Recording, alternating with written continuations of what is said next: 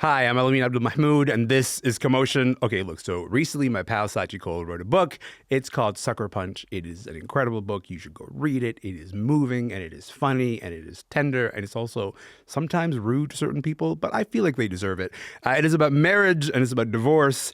But then a jarring thing happened while Scaachi was promoting that memoir. She discovered that someone else, someone named Davis Bieber, has written a book about her and was selling that book on Amazon for about 11 Canadian dollars.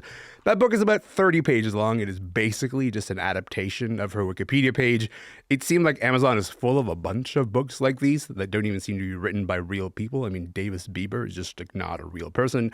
Scaachi Koul's here to talk about it. Scaachi is a menace in my life. Scaachi, hello, how are you?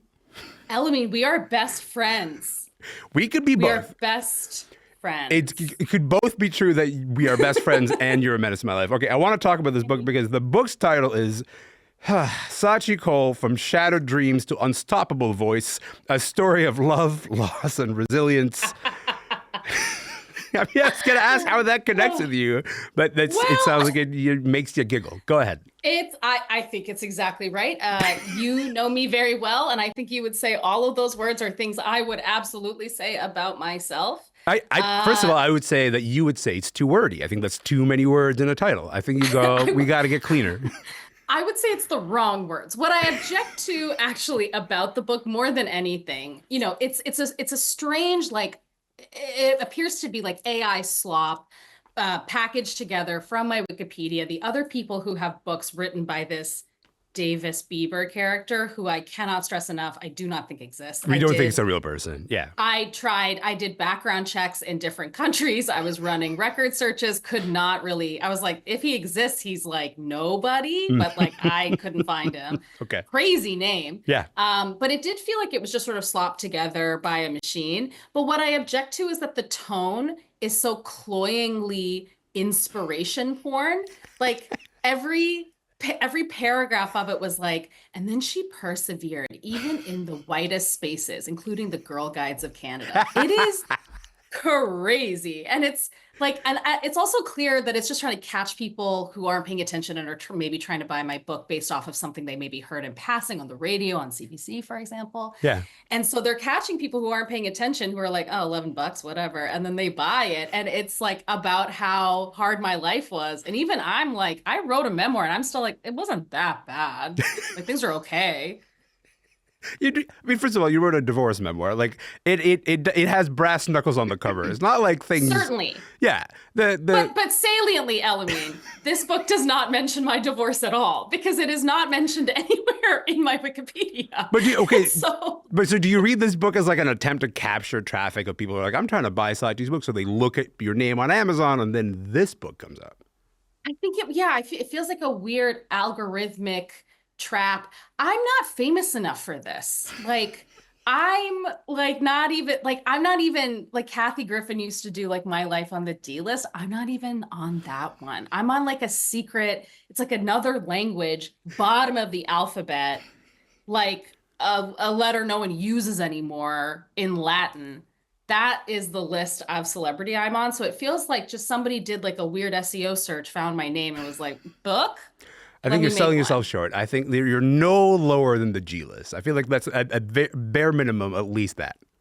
As long as I'm more famous than you, I don't care where I am. And I know for a fact that I am more famous than you. We don't have to do this on the radio. You know what I mean? Like we don't. Yes, we do. I think the radio is a perfect place for us to have that conversation. I would like to keep us focused on the thing that has brought us here, which is that you do the normal thing that you do when you see a book that is about you. You bought the book. Why'd you buy the book, Scaachi? You spent 8 American dollars on this. Why'd you buy the book? I mean, how else was I going to find out what happened to me? Like, I need to know.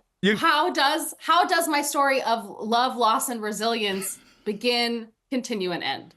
I needed to know what was in it. It was one of those weird Amazon ebooks that you could only read through Amazon. You have to go through the portal, open the link, gives you a hyperlink to read this thing. And so I read it, took me about, I don't know, 15 minutes. It's very short. Again, it's mostly my Wikipedia. And Can't stress this enough. It was about me, so I did kind of know the bigger plot points. Good. Kind of knew where it was But going. Yes. yeah, I kind of had an idea. But I read it and then, went about my life, thought about it a lot, and then went to go read it again, and it was gone.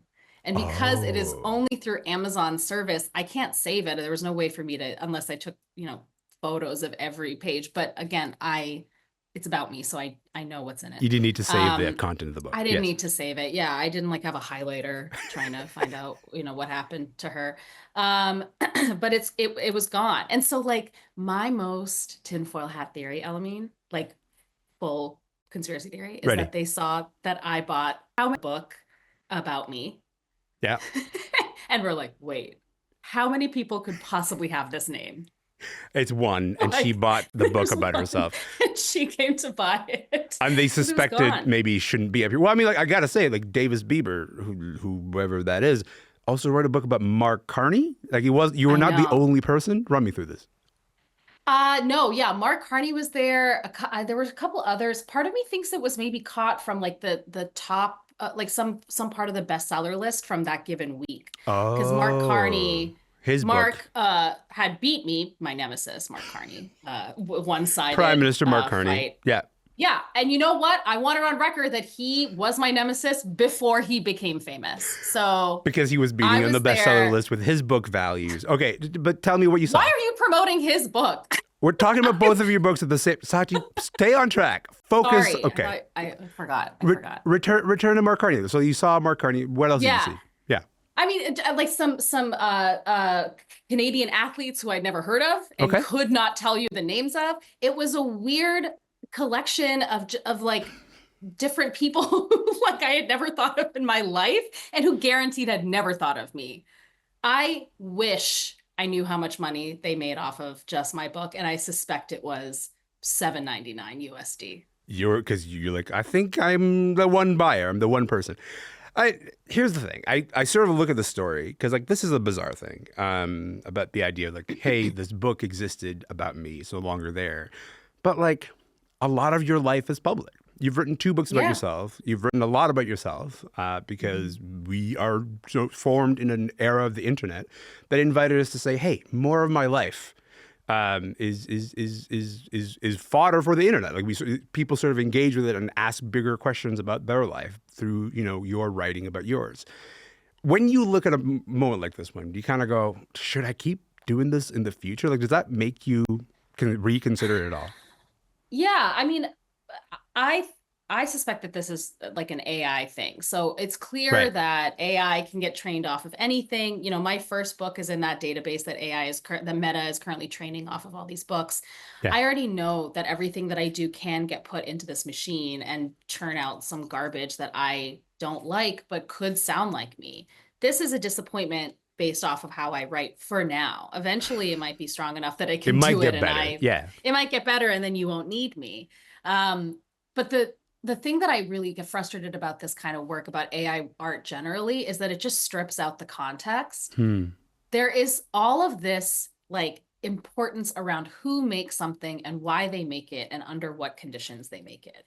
It is not enough that like I see a piece of art just from someone. It's like who made it. This is why when you go to museums, it tells you who made it, how they made it, when they made it, and what was happening. There's always a plaque that tells you that information because it's not enough to just look at a Rothko. Like it doesn't mean anything out of context.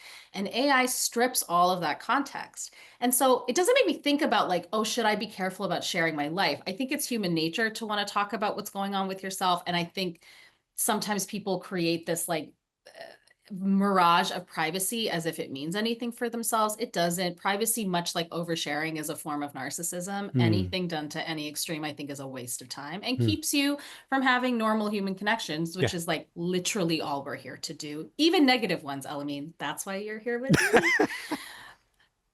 But I got one in there. You That sure was did. important. You sure did. But it's important then why someone made it and how they made it. And the tearing out of the spine of any piece of art, which is who did it, is the thing that like really makes me mad and really frustrates me. And this is what was also pissing me off about this like Studio Ghibli thing that was running around on Instagram, or Yeah. this like the superhero one or the action figure one. It's not enough that you generated an image that tells me who you are. I already know who you are.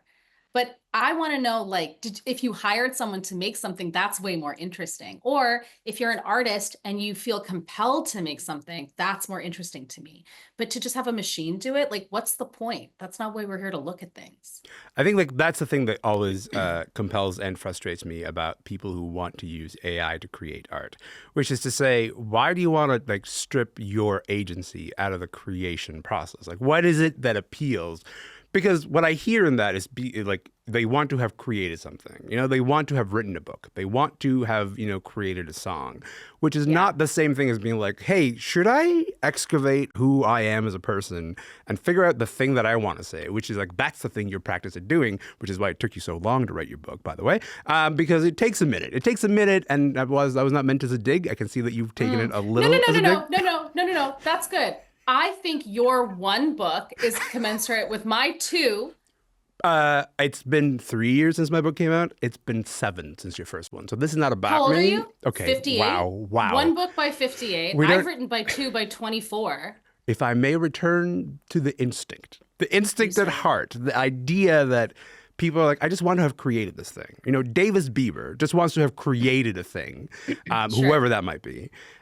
Without having done the work, without having lived the life that says, okay, now that I figured out the thing I want to say, let me figure out how to say that to the world. And that's the instinct that I find a little sinister. Is that your reaction to it?